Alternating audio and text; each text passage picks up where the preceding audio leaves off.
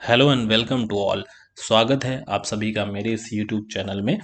पिछली वीडियो में हम 5 महत्वपूर्ण निबंध के बारे में बात की थी और इस वीडियो में हम 5 इम्पॉर्टेंट एसेस के बारे में बात करने वाले हैं। ये पार्ट 2 है और इन दोनों में फ़र्क ये है कि पिछली वीडियो में हमने करंट अफेयर से रिलेटेड जो महत्वपूर्ण निबंध बन सकते हैं उनके बारे में बात की थी, जो हाल ही में नए मुद्दे हैं, जो नई जिन चीज़ों पे बहुत ज़्यादा बात हो रही है आजकल, उनसे संबंधित हमने डिस्कस किया था कि कौन कौन से 5 मोस्ट इम्पॉर्टेंट ऐसे हो सकते हैं। इस वीडियो में हम 5 मोस्ट इम्पॉर्टेंट ऐसे बेस्ड ऑन ट्रेडिशनल टॉपिक पर बात करने वाले हैं। जैसे कि हमने देखा है कि जीएचटी पिछले एग्जाम्स में भी अपने ट्रेडिशनल टॉपिक्स से पूछता रहा है और आगे भी पूछे जाने की संभावना है, तो उसी को ध्यान में रखते हुए हमने ट्रेडिशनल टॉपिक्स आपके लिए सेलेक्ट किए हैं। 5 मोस्ट इम्पॉर्टेंट ट्रेडिशनल टॉपिक्स हैं ये, और ये आपको किसी भी हालत में रेडी करके जाना है। ऐसा नहीं है कि आपको सिर्फ करंट अफेयर पे बेस्ड ही सारे आपको ऐसे रेडी करने हैं या फिर कुछ और ऐसे टॉपिक्स पर। आपको ट्रेडिशनल टॉपिक्स पर भी रेडी करने होंगे और आपको ट्रेडिशनल टॉपिक्स ऐसे होने चाहिए जो पूछे जाने की ज़्यादा संभावना है। ठीक है, तो शुरू करते हैं इस वीडियो को। और उससे पहले मैं बता दूं कि जो भी नए हैं चैनल पे तो वीडियो को लाइक करिए और सब्सक्राइब करिए। पिछले वीडियो को आपने बहुत प्यार दिया और आप लोग कमेंट भी किया करिए। आप लोगों ने पिछले वीडियो में बहुत लोगों ने देखा लेकिन कमेंट नहीं किया, कोई सुझाव नहीं है, कोई आपकी क्वेरी नहीं है। तो आप लोग अगर आपकी कोई क्वेरी है, कोई सुझाव है वीडियो के बारे में, तो वो ज़रूर आपको बताना है मुझे। और ऐसे शुरू करने से पहले मैं कुछ इंपॉर्टेंट बात बता देता हूँ कि अगर ऐसे मैं आपको कोई भी बता रहा हूँ तो आपको दोनों लैंग्वेज में उसको प्रिपेयर करना है, हिंदी में और इंग्लिश में भी। ठीक है, तो चलिए शुरू करते हैं। तो पहला ऐसे है आज का, वुमेन एम्पावरमेंट। बहुत ही चर्चित और बहुत ही ज़्यादा पूछे जाने वाला निबंध है। आपको कहीं भी किसी भी जगह किसी भी प्लेटफॉर्म पे इसके बारे में आपको पढ़ने को मिल जाएगा। तो इस ऐसे को लिखने के लिए कुछ टिप्स मैं आपको दे रहा हूँ कि कैसे कैसे लिखना है। पहले दो आपकी जो हेडिंग रहेगी वो जो मैं कम से कम आधा पेज आपको इंट्रोडक्शन लिखना होगा। फिर आपको जो नेक्स्ट हेडिंग रहेगी वो status of women empowerment of over the ages. विभिन्न कालों में महिला सशक्तिकरण की स्थिति क्या रही है, जैसे वैदिक एज में, फिर मिडिल एज में, फिर आपको अब की क्या स्थिति है, तो उन सब के बारे में आपको डिफाइन करना है।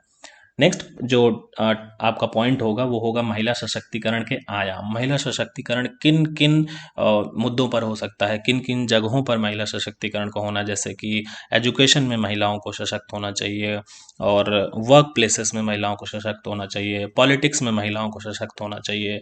तो आर्थिक, सामाजिक और हर तरीके से पॉलिटिक्स में, राजनीतिक तरीके से, हर तरीके से महिलाओं को सशक्त होना चाहिए। इसमें आपको ये सब सारी चीज़ें लिखने हैं। और भी आप अपने तरीके से जो भी आपके माइंड में आ सकता है या जो भी आपने तैयार किया हो या और कहीं से आपको पढ़ने को मिलता है तो वो भी आप इसमें इंक्लूड कर सकते हैं। और इसके बाद फिर आपको निष्कर्ष लिखना है और निष्कर्ष आपका बढ़िया सा होना चाहिए। और निष्कर्ष में एक चीज़ और ध्यान रखनी है कि कभी भी आपको जो आपने पूरा का पूरा ऐसे लिखा है उस ऐसे का कंक्लूजन लिखना है, ना कि उसका ही कोई पार्ट दोबारा से लिखना है। तो ध्यान रखना, रिपीटिव मोड में बॉडी का कोई पार्ट जो आपने ऑलरेडी बॉडी में लिखा हुआ है वो आपको नहीं यहाँ पर बताना है। जैसे कि आपको पता है कि ऐसे ना 3 तरीके से लिखते हैं। पहला तो ये इंट्रोडक्शन वाला पार्ट होता है, फिर यहाँ पर बीच में ये सब बॉडी में आता है, ये सब पूरा बॉडी में आता है, और उसके बाद ये वाला जो लास्ट का है ये निष्कर्ष, ये आपका निष्कर्ष लास्ट वाला। तो 3 स्टेज में होता है। पहला इंट्रोडक्शन, ठीक है, और फिर आपका सेकंड नंबर यहाँ पे बॉडी पूरी, और फिर थर्ड नंबर पे आपका कंक्लूजन। तो ये आपको ध्यान रखना है। ये बहुत सारे स्टूडेंट्स गलती करते हैं कि वो इंट्रोडक्शन, बॉडी और निष्कर्ष इन पे फ़र्क नहीं करते हैं और एकदम बिल्कुल। और हाँ, एक चीज़ और कि आपको एकदम बिल्कुल एक ही पेज में पूरा का पूरा लिख दें और उसमें पैराग्राफ ना चेंज करें, अलग अलग तरीके से हेडिंग्स ना डालें। ये सब नहीं करना कि आपने आया और महिला सशक्तिकरण आपने 4 पेज बस लिखे डाल रहे हो, लिख डाले आपने 4 पेज, ऐसा नहीं करना है। आपको पैरा चेंज कर करके लिखना है ताकि एग्जामिनर जब आपको चेक करे आपकी कॉपी, तो उसको चेक करने में अच्छा लगे और उसको पढ़ने में आसानी रहे कि कौन सा टॉपिक्स क्या चीज़ कहाँ पर बताई गई है उसको आप अंडरलाइन भी कर सकते हैं। कई सारे तरीके हैं, तो आप ये सब चीज़ें जो भी, मैं एक अलग से वीडियो कोशिश करूँगा कि क्या आपको करना है और क्या आपको नहीं करना है, डूज और डोंट डूज दोनों आपके लिए मैं बताऊंगा, ठीक है। अगर आप लोग ऐसा वीडियो कोई चाहते हैं तो प्लीज़ कमेंट में लिखिए। अगर कोई भी रिलेटेड कोई भी क्वेरी है आपकी, उसको कमेंट बॉक्स में लिखा करिए। और अगर आप लोग कमेंट में लिखेंगे कि डोंट डूज मतलब क्या करना है, और डूज दोनों का मतलब बताने हैं मुझे, तो अगर आप कमेंट बॉक्स में लिखेंगे तो क्या कैसे निबंध में क्या क्या चीज़ें करनी है और क्या क्या बिल्कुल नहीं करनी है, वो मैं ज़रूर आपको एक वीडियो बना दूंगा, ठीक है। तो चलिए नेक्स्ट पे मूव करते हैं। ये महिला सशक्तिकरण के बारे में हेडिंग सारी मैंने बता दी, आपको नेक्स्ट पे मूव करते हैं कि नेक्स्ट टॉपिक कौन सा है इंपॉर्टेंट ट्रेडिशनल टॉपिक्स में। तो दूसरा टॉपिक्स है भारत में स्वास्थ्य देखभाल, health care in India. Health के बारे में हमेशा बात होती है और भारत में हेल्थ यानी कि स्वास्थ्य एक महत्वपूर्ण मुद्दा है, क्योंकि भारत की आबादी और भारत का हेल्थ सिस्टम आप देखेंगे कि हमेशा चर्चा में रहा है, और कई बार इसमें सवाल भी उठते हैं कि भारत का जो हेल्थ सिस्टम है वो काफ़ी ख़राब है, लचर व्यवस्था है। तो ये सब चीज़ों के बारे में काफ़ी बात की जाती है, तो ये एक ट्रेडिशनल टॉपिक हो सकता है, हमने ऐसा सोचा।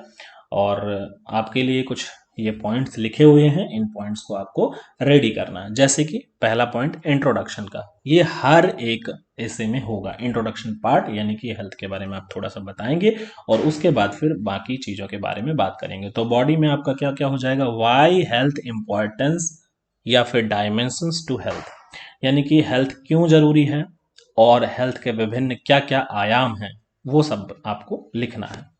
फिर आपको आता है ये health related challenges in India, Bharat में स्वास्थ्य संबंधी चुनौतियां क्या क्या हैं, इसके बारे में आपको लिखना है। क्योंकि इंडिया में स्वास्थ्य सुविधाएं सबको मुहैया कराना एक बड़ा चैलेंज है, तो हेल्थ रिलेटेड क्या क्या इशू हैं इंडिया में, वो भी आपको उसके बारे में लिखना है। ये एक हेडिंग इंपॉर्टेंट हो सकती है। फिर आपको इंडिया की अचीवमेंट क्या क्या है हेल्थ सेक्टर में। इंडिया ने बहुत सारे इनिशिएटिव उठाए हैं, भारत सरकार ने उठाए हैं, और बहुत सारे जो हेल्थ डेवलपमेंट हैं वो हुए हैं। तो स्वास्थ्य क्षेत्र में भारत ने क्या क्या उपलब्धियां हासिल की हैं वो आपको बताना है। और फिर नेक्स्ट पॉइंट है सेवा में सुधार, यानी कि स्वास्थ्य जो सेवा भारत की है, यानी कि हेल्थ सिस्टम है भारत का, उसमें क्या क्या सुधार किए गए हैं और अन्य और क्या क्या कदम हो सकते हैं, उसके बारे में आपको बताना है।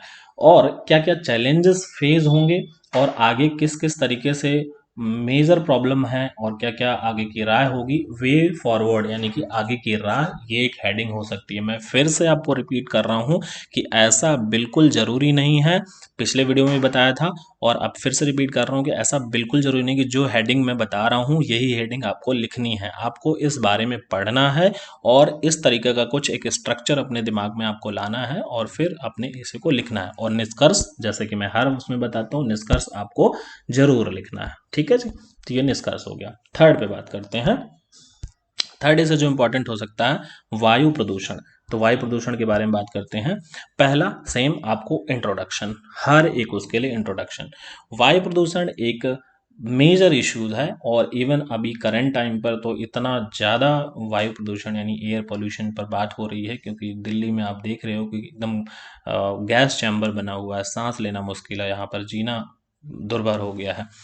और जिस तरीके से पंजाब हरियाणा इधर के क्षेत्रों से प्रदूषण पराली जलाने के बाद आ रहा है, दिल्ली में एक धुंध की चादर छाई हुई है, तो ये करंट मुद्दा भी हो सकता है और ट्रेडिशनल टॉपिक भी हो सकता है। दोनों के परिप्रेक्ष्य में हमने देखते हुए इसको कंसीडर किया है इम्पोर्टेंट ऐसे में से। तो इसका फर्स्ट पॉइंट जो रहेगा आपका इंट्रोडक्शन का रहेगा, और फिर आपका सेकंड आता है व्हाट इज एयर पोल्यूशन। तो आपने पहले बताया परिचय कि एयर पोल्यूशन कैसे कैसे सारी चीज़ें आपको कैसे अफेक्ट कर रहा है, मतलब एक बिल्कुल एकदम एक्साइटमेंट बना देना है आपको कि उसको पढ़ने में मजा आए एग्जामिनर को। तो फिर आप एक्सप्लेन करेंगे कि व्हाट इज एयर पोल्यूशन, वायु प्रदूषण क्या है, फिर what is different type of pollutant, कौन कौन से वायु प्रदूषक कितने प्रकार के होते हैं, कैसे कैसे वायु प्रदूषण होता है, वो सब आपको लिखना है। फिर नेक्स्ट है what are the effect of air pollution, वायु प्रदूषण के प्रभाव क्या क्या होते हैं। जैसे कि आपको पता है कि वायु प्रदूषण से सांस लेने की बीमारी, दमा जिसको बोलते हैं, वो हो सकता है, आंखों में जलन, और भी बहुत सारे हार्ट अटैक, कार्डिया की प्रॉब्लम हो सकती है, बहुत सारी समस्याएं आ जाती हैं वायु प्रदूषण से। तो ये सब आपको लिखना है। How to reduce air pollution, air pollution को कैसे कम कर सकते हैं वो भी आपको सुझाव भी देने हैं। और अगर आप चाहें तो एयर पोल्यूशन को सुधार करने के लिए गवर्नमेंट ने क्या क्या कदम उठाए हैं वो भी लिख सकते हैं। पीछे क्या कदम उठाए गए हैं वो भी लिख सकते हैं। एंशिएंट टाइम पे क्या होता था, मिडवेल में क्या होता था, वो भी, आपके कई सारे डायमेंशन सोचने के हो सकते हैं। तो आप अपने तरीके से सोचें और फिर लास्ट में आपको निष्कर्ष पे आना है और निष्कर्ष लिखना है। निष्कर्ष में मैंने फिर से रिपीट कर रहा हूँ कि निष्कर्ष में बॉडी का कोई भी पार्ट आपको नहीं लिखना है। आपको निष्कर्ष अपना अच्छा सा सोच के अपने तरीके से लिखना है। निष्कर्ष बिल्कुल वो ना लिखें जो आपने बॉडी यानी कि मेन बॉडी में जो आपने लिखा हो और उसी को आप दोबारा से निष्कर्ष में लिख देते हैं, तो ऐसा बिल्कुल नहीं करना है। ठीक है, मूव करते हैं नेक्स्ट टॉपिक पे। फोर्थ टॉपिक है हमारा major issues in Indian education system, शिक्षा प्रणाली। भारत की शिक्षा प्रणाली कैसी है, भारत में शिक्षा की क्या स्थिति है, वो आपको बेहतर तरीके से लिखना है। ये सबसे महत्वपूर्ण टॉपिक है एसी के लिए, ट्रेडिशनल टॉपिक्स में से।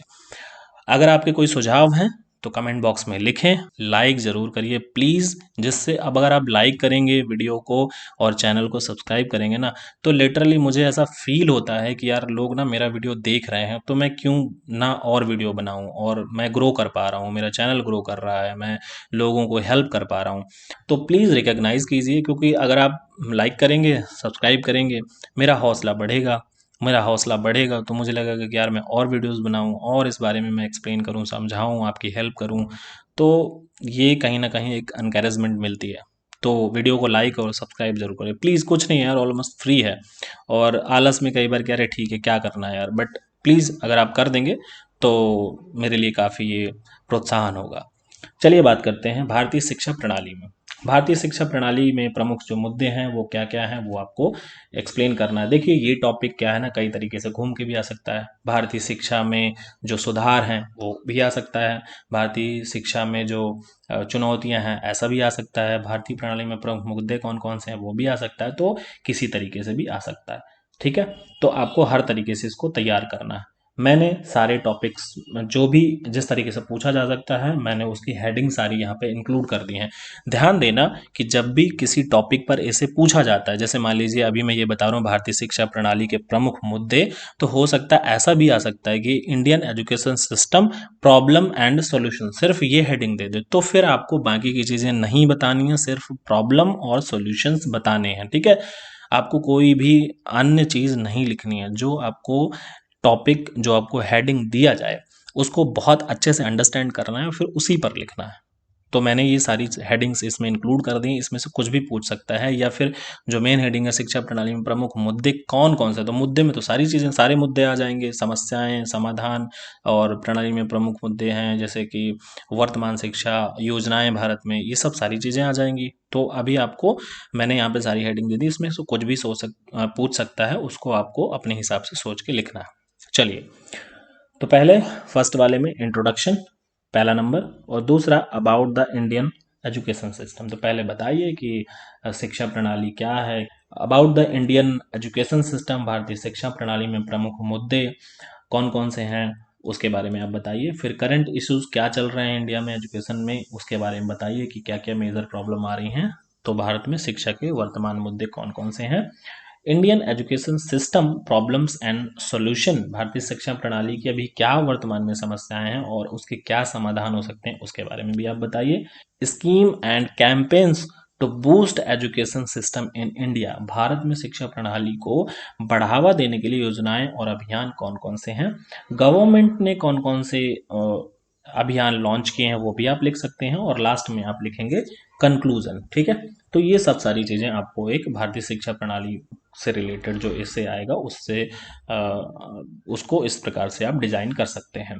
और कभी भी कोई ऐसे लिखिए तो आप उसको 5-10 मिनट सोचिए, पॉइंट्स बनाइए, बुलेट पॉइंट्स बनाइए कि क्या क्या आपको लिखना है, और देन उसके बाद अपना ऐसे स्टार्ट करिए। ठीक है, सो मूव करेंगे नेक्स्ट टॉपिक पर। सो अब बात करते हैं पांचवें और आखिरी टॉपिक की, जो कि है एग्रीकल्चर यानी कि कृषि।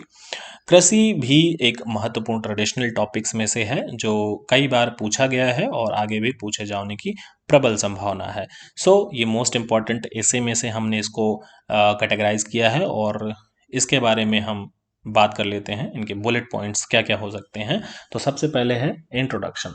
तो सबसे पहले इंट्रोडक्शन की बात करते हैं कि इंट्रोडक्शन में आपको क्या देना है। देखिए, कृषि जो इंडिया में है ना, उसको ही आपको ध्यान में रख के करना है। वर्ल्ड में क्या कृषि का क्या सीन है, और आप डेटा वगैरह का भी आपको देना तो वो दे सकते हैं, लेकिन आपको इंडिया पे ही आपको फोकस रखना है। अगर डिफाइन नहीं करता है वो कि कृषि का वैश्विक स्तर पर या फिर कुछ और ऐसा डिफाइन नहीं करता है, तो फिर आपको इंडिया के परिप्रेक्ष्य में ही सोचना है।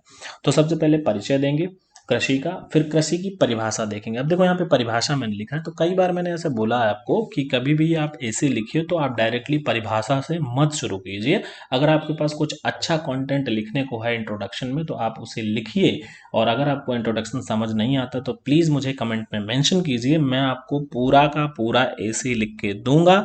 परिचय में आपको क्या लिखना है, परिभाषा में आपको क्या लिखना है, कृषि के प्रकार में, ये सारा कुछ मैं आपको रिटन में दूंगा। ठीक है। तो सेकंड में क्या हो जाएगा, डेफिनेशन। कृषि की क्या डेफिनेशन है, कृषि क्या होती है, डेफिनेशन समझते हो ना, कि उसके बारे में एग्जैक्टली अगर वो वर्ड क्या है उसकी डेफिनेशन। फिर टाइप ऑफ एग्रीकल्चर, कृषि के प्रकार क्या क्या हैं, ठीक है, उसके बारे में बताना है। फिर status of agriculture in India, Bharat में कृषि की क्या स्थिति है उसके बारे में आपको बताना है। तो ये एक महत्वपूर्ण पॉइंट हो सकता है। और फिर गवर्नमेंट इनिशिएटिव, सरकार ने क्या क्या पहल ली हैं, कृषि से संबंधित क्या क्या पहल की हैं। और अगर आप चाहें ना तो कृषि की समस्याएं भी लिख सकते हैं, भारत में कृषि किन किन चुनौतियों से जूझ रही है वो भी लिख सकते हैं। भारत में और किसान किस किस चीज़ से जूझ रहे हैं वो भी आप थोड़ा सा एक हिंट दे सकते हैं। तो ये सारी चीज़ें आप चाहें तो डाल सकते हैं। ये आपका वाइड माइंड है कि कितना सोच सकता है, ये आपका टैलेंट होगा कि आप एग्ज़ाम हॉल में कितना कुछ सोच पाते हैं और लिख पाते हैं। और ये ज़रूरी है कि जब भी आप यहाँ से जो भी पढ़ के जाते हैं उसे थोड़ा विस्तृत रूप में पढ़ के चाहिए, क्योंकि जब आप एग्ज़ाम हॉल में जाते हैं तो कई सारे पॉइंट्स आपके छूट जाते हैं। मेरी प्रे यही है कि आपका कोई भी पॉइंट ना छूटे, पर कई बार ऐसा होता है रियलिस्टिक में, रियल लाइफ में, कि जब आप लिखने बैठते हैं तो कई बार कुछ पॉइंट्स छूट जाते हैं, याद नहीं आते हैं वहाँ पर। ठीक है। और उसके बाद हम बात करते हैं निष्कर्ष पर। तो निष्कर्ष आपको डिटेल में, वही मैंने बताया कि निष्कर्ष आपको बॉडी से नहीं, निष्कर्ष आपको पूरे टॉपिक को समझते हुए क्या इसका निष्कर्ष हो सकता है वो आपको लिखना है। सो ये थे 5 मोस्ट इम्पॉर्टेंट टॉपिक्स ऐसे से रिलेटेड, ट्रेडिशनल टॉपिक्स पे। अगर आप चाहते हैं कि इनका डिटेल में ऐसे आपको मिले तो उसके बारे में मुझे कमेंट बॉक्स में लिखिए, वीडियो को लाइक कीजिए, सब्सक्राइब कीजिए चैनल को, जिससे मुझे प्रोत्साहन मिलेगा। और जो लोग ट्रांसलेशन के बारे में या ट्रांसलेशन के कुछ वीडियो चाहते हैं या ट्रांसलेशन के कुछ टिप्स चाहते हैं, वो लोग मुझे बताएं कि ट्रांसलेशन के वीडियोस क्या मुझे डालने चाहिए या नहीं। अगर आप लोगों के कमेंट्स और आप लोगों के लाइक्स आते हैं वीडियोस में तो मैं आपको ट्रांसलेशन पे भी वीडियोस अवेलेबल करवाऊंगा। और दूसरी चीज़ कि हम करंट पे 5 इंपॉर्टेंट ऐसे बता चुके हैं, 5 और इम्पॉर्टेंट ऐसे मैं आपके लिए लेकर आऊँगा और उनको बताऊँगा, उनके हेडिंग्स बताऊँगा, उनके डिटेल में एक्सप्लेन करूँगा। और टोटल हमारे 10 ऐसे हो जाएंगे करंट पर, और 10 ही हम ट्रेडिशनल पर भी रेडी कर लेंगे, और हम करंट टॉपिक्स पे और ट्राई करेंगे। तो टोटल हम 25 से 30 निबंध अच्छे से रेडी करेंगे, जो महत्वपूर्ण हो सकते हैं एग्ज़ाम की दृष्टि से और जिनको आने की प्रबल संभावना हो सकती है। तो इस वीडियो में यहीं तक, फिर मिलेंगे, तब तक के लिए पढ़ते रहिए, बढ़ते रहिए।